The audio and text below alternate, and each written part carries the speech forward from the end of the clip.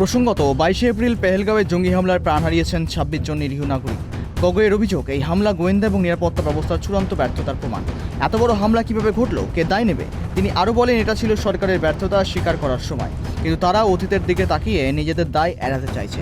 প্রধানমন্ত্রী নরেন্দ্র মোদীর পাকিস্তান সফর ঘিরেও তীব্র প্রশ্ন। গগৈ বলেন, আমি সাংসদ হিসেবে পাকিস্তানে গিয়েছিলাম, কিন্তু প্রধানমন্ত্রী বিরিয়ানি খেতে গিয়েছিলেন। তখন অমিত শাহ কিছু বলেননি। এখন কেন পাকিস্তান প্রসঙ্গ তোলা হচ্ছে? বিসিসিআইয়ের ভারত পাকিস্তান ম্যাচ আয়োজন নিয়েও প্রশ্ন তোলেন গগৈ। এই ম্যাচগুলোর পেছনে কি উদ্দেশ্য, তা অমিত শাহের জানা উচিত, মন্তব্য করলেন তিনি। India defence attache group captain Shiv Kumar ने, हिंदी में दोबारा अनुवाद करता हूं, कि भारत ने लड़ाकू जहाज खोए तो खोए इसलिए क्योंकि कुछ मिलिट्री टारगेट्स पर आक्रमण करने पर पाबंदी थी। क्यों? क्या पाबंदी थी? ऐसे क्या ये राजनीतिक कंस्ट्रेंट्स थे? आपने कहा कि 9 टारगेट पे हमने आक्रमण किया, लेकिन हमें यह भी सूत्रों से जानकारी और मीडिया में आया है, और लेफ्टिनेंट जनरल राहुल सिंह ने खुद कहा कि पहले 21 टारगेट्स चुने गए थे और 21 से फिर 9 हुए। क्यों हुए? क्यों हुए?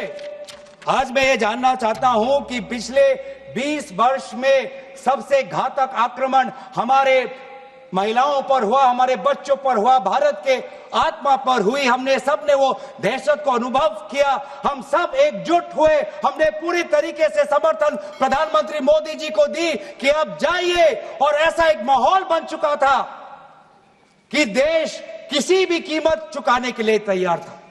पूरा देश प्रधानमंत्री मोदी जी के साथ था, विपक्ष प्रधानमंत्री मोदी जी के साथ था।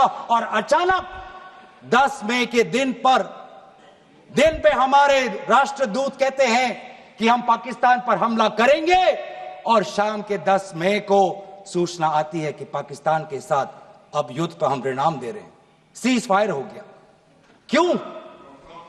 क्यों हुआ? हम आदरणीय प्रधानमंत्री मोदी जी से जानना चाहते थे, अगर पाकिस्तान वाकई में अपने घुटने टिकने के लिए तैयार था तो आपने क्यों रुका? आप क्यों रुके? और किसके सामने आप झुके? किसके सामने आपने सरेंडर किया? किसके सामने आपने सरेंडर किया? वो अमेरिका के राष्ट्रपति जो 26 बार आज कह चुके हैं कि व्यापार को लेकर उन्होंने भारत और पाकिस्तान को सतर्क किया और दोनों को मजबूर किया कि वो इस जंग को छोड़े। 26 बार। आज राष्ट्रपति ट्रंप खुद कहते हैं कि 5-6 जेट गिरे हैं। एक जेट करोड़ अरब रुपयों का है, मिलियंस एंड मिलियंस का है। इसलिए हम जानना चाहते हैं, आज हमें स्पष्ट रूप से आदरणीय राजनाथ सिंह जी बताएं, देश पर विश्वास करें, देश में वो साहस है सच्चाई सुनने की। आज आप बताएं कितने लड़ाकू जहाज गिरे? हमारे में वो साहस है, क्योंकि ये सूचना, ये सच्चाई सिर्फ देश के नागरिकों के लिए नहीं, ये सूचना, ये सच्चाई हमें देश के जवानों को भी देना है। आज उनसे भी झूठ कहा जा रहा है, उनके बीच में भी भ्रम फैलाया जा रहा है। हम उनकी जो सच्चाई है आज हम सदन के अंदर लाना चाहते हैं। জবাবে স্বরাষ্ট্রমন্ত্রী অমিত শাহ বলেন, কংগ্রেস পাকিস্তানের পক্ষ নিচ্ছে, আমাদের কাছে প্রমাণ রয়েছে পহেলগাঁও হামলার জঙ্গিরা পাকিস্তানি। গগৈ বলেন, সেনাবাহিনীর বীরত্ব অবশ্যই প্রশংসনীয়, কিন্তু সরকারের প্রশাসনিক ব্যর্থতা ঢাকতে তাদের সাহসিকতাকে ঢাল হিসাবে ব্যবহার করা অনুচিত। 2008 সালের মুম্বাই হামলার প্রসঙ্গ টেনে গগৈ বলেন, তখনকার স্বরাষ্ট্রমন্ত্রী শিবরাজ পাটিল পদত্যাগ করেছিলেন। আজ কেন অমিত শাহ পদে বহাল থাকবেন? আগামী দিনে এই ইস্যু হয়ে উঠতে পারে রাজনৈতিক উত্তাপের অন্যতম কেন্দ্রবিন্দু। उन्होंने एक बार भी हमसे यह नहीं पूछा कि हमारी सेनाओं ने दुश्मन के कितने विमान मारे गिराए। अध्यक्ष महोदय, कभी कभी हमारे प्रतिपक्ष के लोग ये पूछते रहे हैं कि हमारे कितने विमान गिरे। मुझे लगता है उनका यह प्रश्न हमारी राष्ट्रीय जनभावनाओं का सही से प्रतिनिधित्व नहीं कर रहा है। मुझे लगता है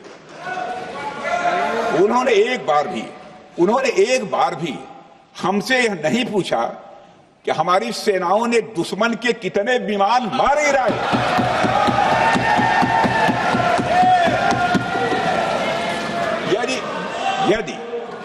यदि यदि उन्हें प्रश्न पूछना ही है अध्यक्ष महोदय, तो उनका प्रश्न यह होना चाहिए, क्या भारत ने आतंकवादी ठिकानों को तबाह किया? तो उसका उत्तर है हाँ। हाँ। मैं विपक्ष के सम्मानित साथियों से कहना चाहता हूं कि आपको प्रश्न पूछना है तो यह प्रश्न पूछिए, क्या ऑपरेशन सिंदूर सफल रहा? तो उसका उत्तर है हाँ।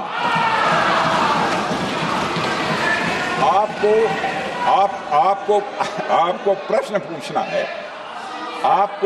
पूछना है तो यह प्रश्न पूछिए कि जिन आतंकियों ने हमारी बहनों, हमारी बेटियों का सिंदूर मिटाया, क्या हमारी सेनाओं ने ऑपरेशन सिंदूर में उन आतंकियों के आकाओं को मिटाया? तो इसका उत्तर है हाँ। और आपको प्रश्न पूछना है तो यह पूछिए कि इस ऑपरेशन में क्या हमारे जाबाज सैनिकों को कोई क्षति हुई है? तो उसका उत्तर है नहीं। अध्यक्ष महोदय, लक्ष्य जब बड़े हो तो अपेक्षाकृत छोटे मुद्दों पर हमारा ध्यान नहीं जाना चाहिए।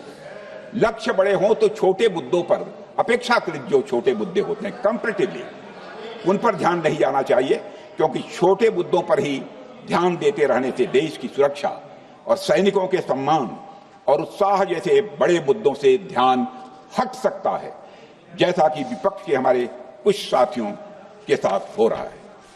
अब चूंकि विपक्ष के मित्र ऑपरेशन सिंदूर को लेकर उचित प्रश्न नहीं पूछ पा रहे हैं, तो उन्हें मैं क्या बताऊं अध्यक्ष महोदय।